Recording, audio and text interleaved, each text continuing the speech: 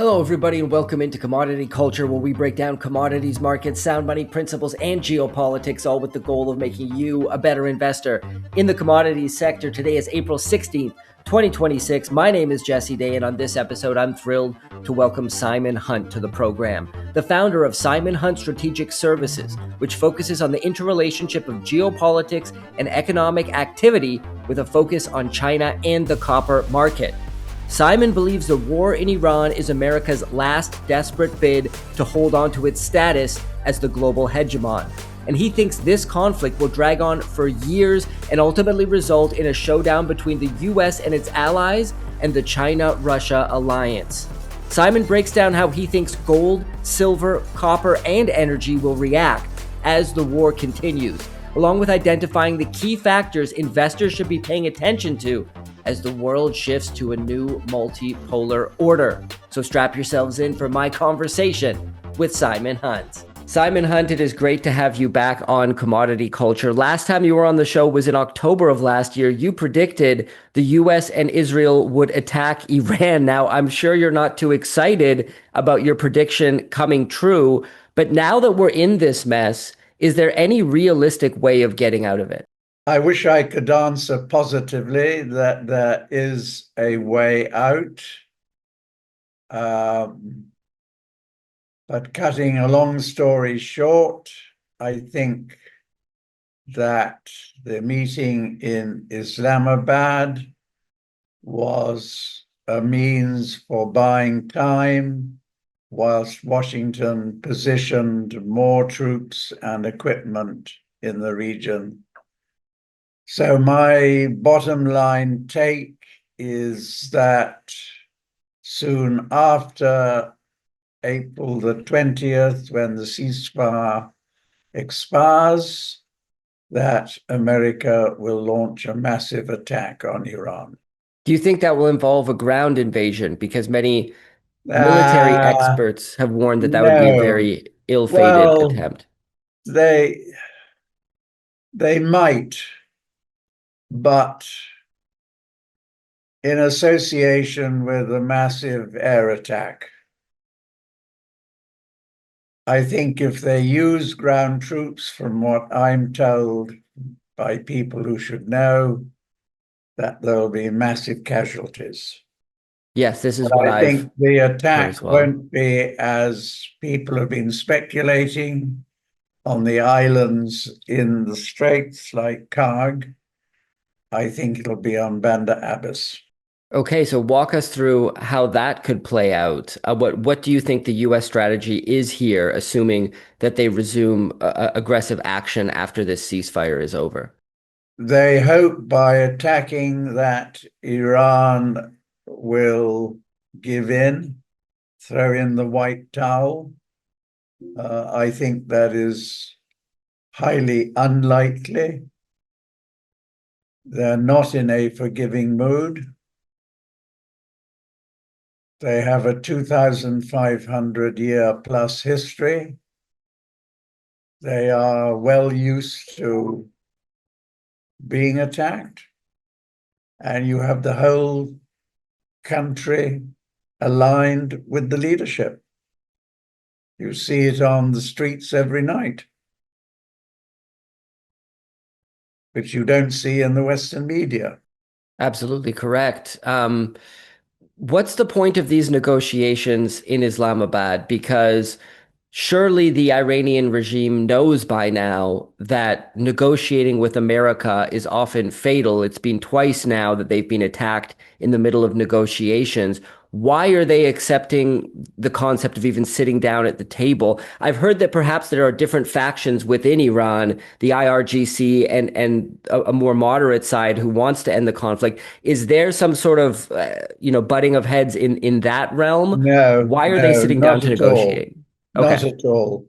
From the political establishment right through the IRGC and into the supreme leader, who was a younger man, actually fought with the IRGC against Iraq. They are all aligned on the same page. So why sit down to negotiate? Why even accept it? Well, because if you can find a a a way of bridging the gaps, it's better than having a war. I suppose that's true, but I mean, you're sending Jared Kushner. They got to understand that these are not serious negotiations. But I mean, I suppose in that sense, might as well give it a shot. How big of an impact, though, do you think this current strait closure of the Strait of Hormuz is in terms of how it could impact the global economy? We've heard all sorts of things from, it's going to cause worldwide food shortages, famines, an energy crisis. How bad could this get? Because at the moment, now we have the US Navy supposedly implementing their own blockade, trying to stop ships who have paid the toll to Iran. I don't know how that's going to turn out. We'll see if it actually turns into them getting aggressive in terms of using military force. But this is a pretty rough situation. How bad could it get? How bad can it get? Well, America massively attacks Iran. Iran will retaliate, massively hitting Israel with hypersonic missiles and hitting to destroy, not to send signals, American and other foreign bases and assets in the region. That's phase one. If America continues with Israel to attack Iran, say after 2 or 3 weeks' time, then Iran will go the whole hog and attack with a view of destroying the region's oil installations. That is the worst case. We hope we don't get that far, but if Iran deems it necessary for their own survival, that is what they will do. And in terms of second order effects on the global economy, do you see food shortages? Do you see, we're already seeing a bit of a fuel crisis in several countries, Australia having issues, some of the areas obviously around the GCC, the Philippines, Thailand. How bad could that aspect of things get in terms of impact on global economy? And could that lead to higher inflation as increased fuel prices then drive up the cost of other necessary goods? Inflation is bound to rise, even if we don't go through the whole hog. The global economy is going to be disrupted severely. Energy is the foundation of everything that households use and everything that manufacturing uses requires energy. So it's not just going to be the higher costs of energy that will fuel inflation.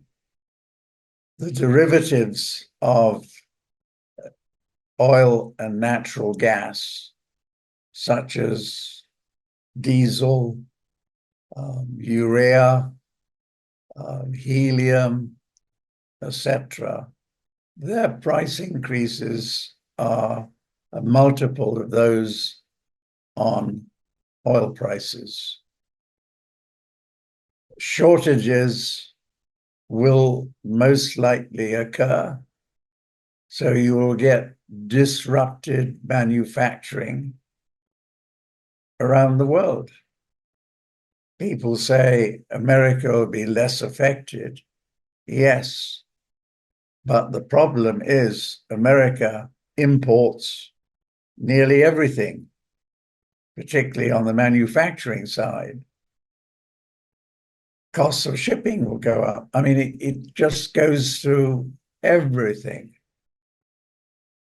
And I think the markets are dismissing these risks, assuming that a second round of negotiations will lead to peace and we're off to the races again. I think that is illusionary. I think you have to step back. Why did Washington initially attack Iran? One, to help its ally Israel to create greater Israel, and Iran is an obstacle to that. Secondly, from Washington's point of view, if we defeat Iran, we have possession of Iran's energy resources, following what Washington has done with Venezuela and risks doing with Nigeria. And if you defeat Iran, you've then got all the rulers in the palm of your hands in the region. And the third and equally important reason is that if America defeats Iran, then you have effectively dismantled the BRICS group of nations, because Iran is a crucial logistical hub for the Deep South. And finally, and this is really the big issue, the real target is not Iran. Iran is a stepping stone into stopping China's growth. So then the next stage, which is being quietly set up, will be the Malacca Straits, because Indonesia's defense minister has recently been in Washington signing a joint military alliance with America. And Indonesia sits on the western side of the Malacca Straits, Sumatra.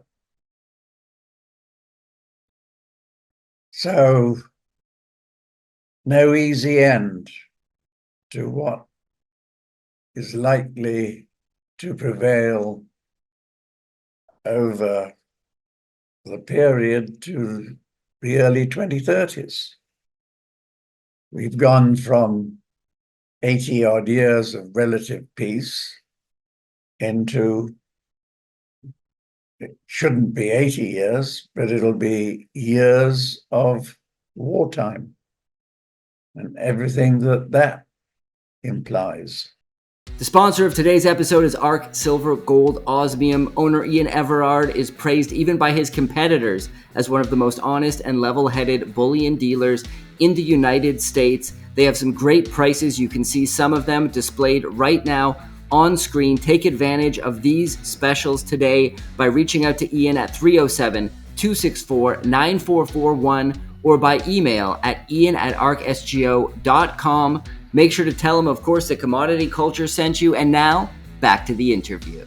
There's so much from what you just said that I want to unpack. But first of all, I want to talk about markets, because as you mentioned, they seem to be quite complacent. Where we saw the S&P, I think, hit all-time highs. Maybe that was yesterday or the day before. In the face of all of this global conflict, it seems that markets are buying into a lot of the narrative coming out of the Trump administration, who are constantly posting on social media, oh, this war is going to end. We're just about to reach peace. Everything's great. Trump tweeting that next time I see President Xi, he's going to give me a big fat hug. I mean, this is just out of this world and I insane. would add, when is he going to see President Xi? I think it is very doubtful he will see him in May. Yeah. So why are the markets not pricing in what you're seeing, which is an extended, protracted conflict? Because they're believing what their president says. And then let me ask you about the gold and silver markets in particular, because we saw gold and silver sell off in the face of the conflict. This defied a lot of people's expectations that, war and conflict breaking out was going to send the safe haven demand for gold in particular, and then perhaps also silver as a secondary effect up higher. We saw prices drop. We hit $80 silver yesterday, so things are recovering. But how do you expect precious metals to perform in your scenario of this conflict continuing to drag on? Well, if, as I expect, America launches another attack on Iran, gold and silver prices will react accordingly by going up. In fact, if you're looking at the longer term, gold and silver prices will be pricing in the collapse of the Western world's monetary system. That's the big issue. Purchasing power of the dollar is falling, has been falling, and we have it by 2030. The DXY will be half today's price. Now, you're an expert in a lot of areas, but copper is one particular area of specialty for you. How do you expect copper to perform? Because in the scenario of a global recession or severe economic effects reverberating throughout the global economy, many would assume that that would decrease demand for copper. How are you seeing that? It's really a race between the destruction of supply and the destruction of demand.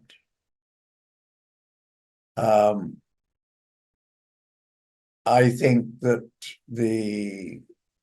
what we will see over the coming weeks is more of the destruction of the supply than the destruction of demand. Because what are you seeing? You're seeing sulfuric acid being hit by China prohibiting the export of acid. We're seeing, I think it's 45% of global seaborne sulfur through the straits being impeded. So you're having a shortage of sulfuric acid. Sulfuric acid is the necessary processing feed to produce copper by leaching processes. And that's about 20% of global copper production. Then you are seeing shortages of diesel, particularly in Zambia and the DRC, which means, I believe what I'm told, that the DRC is going to will introduce rationing of diesel. It probably means that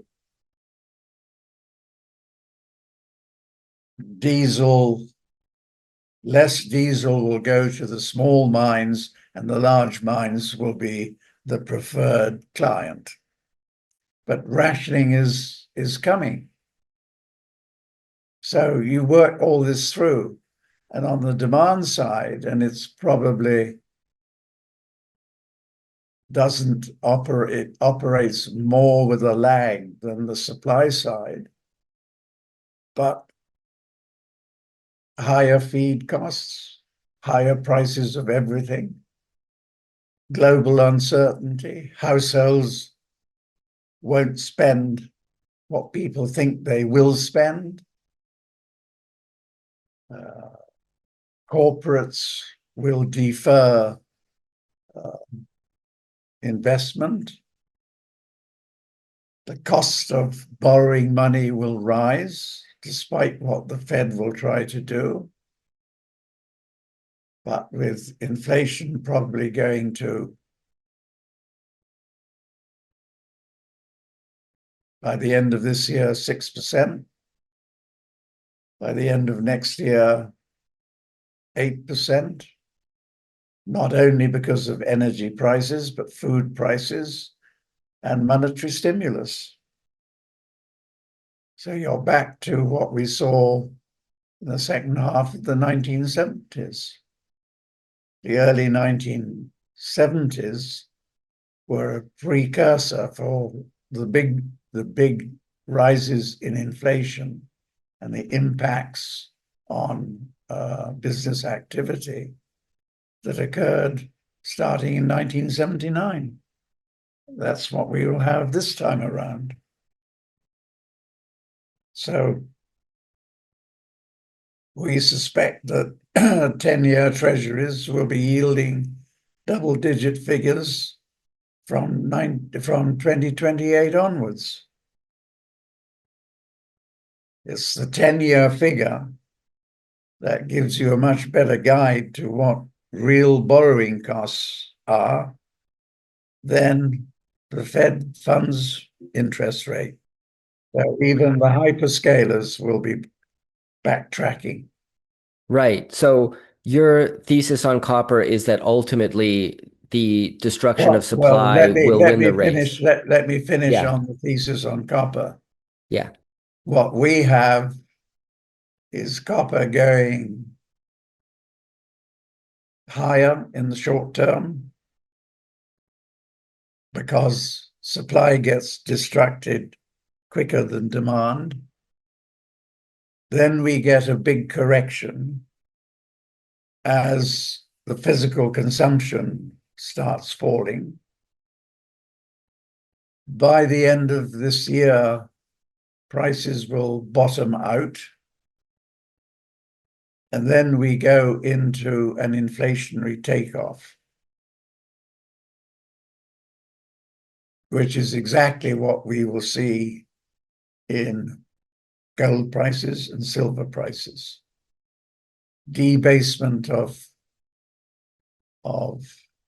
fiat currencies and the imminent collapse of the Western world monetary system.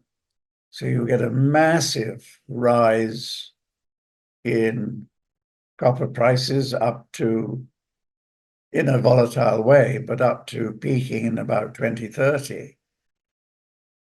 But that's in nominal dollars, but you convert that into 2026 dollars and you'll be back to where we started.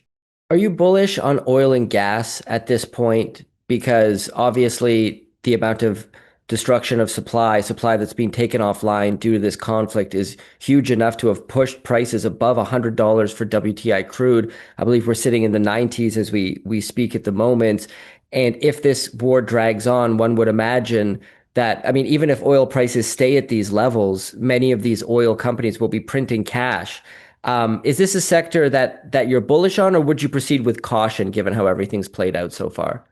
I'm not a financial advisor. Of course, yes. The world is going into a very volatile period of some years. And when asked, my answer is that you should be protecting your assets, not trying to make a fast buck. I want to go back to pull on a few more threads from your earlier statements. The first one is on why America attacked. Now, ultimately, do you see this as a bid to try to remain the global hegemon? Is No America question. looking No out? question. No question. Yeah. Are they looking out at the BRICS nations and That's why the if you yeah. control global energy, ex Russia, you control the world. If you create conditions that China stops its growth, then you remain the hegemonic leader of the world. And I think there is some thinking that maybe at some future time we can do a deal. I'm sorry, America can do a deal with Russia and split the spoils between them. I don't think that's rational. I don't think that's rational thinking, but I think it does happen. And Israel, why is America so attached to the hip with Israel. We've got a lot of theories here. Obviously, the Epstein files, and okay, Trump and several other members of the administration, as well as the whole US government, is being blackmailed. Of course, we know AIPAC provides a ton of campaign contributions to a variety of politicians in the United States. But I mean, this is a country that's committing genocide in open plain view and seemingly proud of it. And the American government is just like, great, what is going on here? Help us understand. I will answer your question this way. Who controls President Trump? Do you believe it's Benjamin Netanyahu, the Mossad, I and didn't Israel? say anything. I said, who controls President Trump? Do you have an answer? Because from my impression, I would say on the I've surface, it answered looks you. like Israel. I've Yeah, answered you. yeah. Yes. Okay. So at this point, is this just a problem that is entrenched within both parties in the United States? Is there any way of breaking away from Israel and becoming independent at this point? Or is America being part of the greater Israel project just a foregone conclusion at this point? I don't know what would cause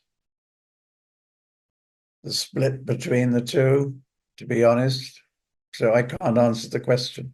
Well, let's hone in on China because I know this is an area that you have a ton of experience in.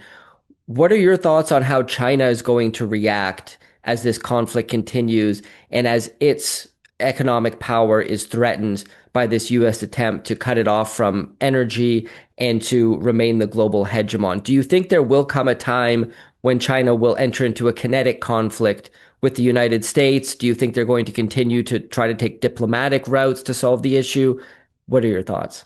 Well, first of all, China has been preparing for many years for an eventual breakdown of relations between Beijing and Washington. Secondly, I think the bigger story is that there will be an eventual war between, on the one side, America and her unipolar friends, and on the other side, China, Russia, Iran, and their multipolar friends. That's where we are heading to sometime probably post 2028 and into the early 2030s. That will give us the ultimate destiny in what type of world we will be living in. And what do you think that world ultimately looks like if you had to speculate? Do you It'll be a think that, multipolar world. yeah. What about the China-Taiwan relations? Because we recently saw a fairly landmark meeting between Chinese President Xi Jinping and Taiwanese Kuomintang Party leader Cheng Li-wen in Beijing. I want to read you a quote from AP. The Taiwan Work Office under China's Communist Party issued a statement saying it would explore setting up a long-standing communication mechanism between the Communist Party and Taiwan's Kuomintang Party. It said it will facilitate the import of Taiwan's aquaculture products that it had previously banned. Do you see this as a step in the right direction? Is this just political theater? What are your No, thoughts? Because we're no, here, no, we no, obviously hear no, the no, story no. China is going to attack Taiwan someday. This dialogue has been going on quietly for a long time. There was never any intention of China to invade Taiwan. It was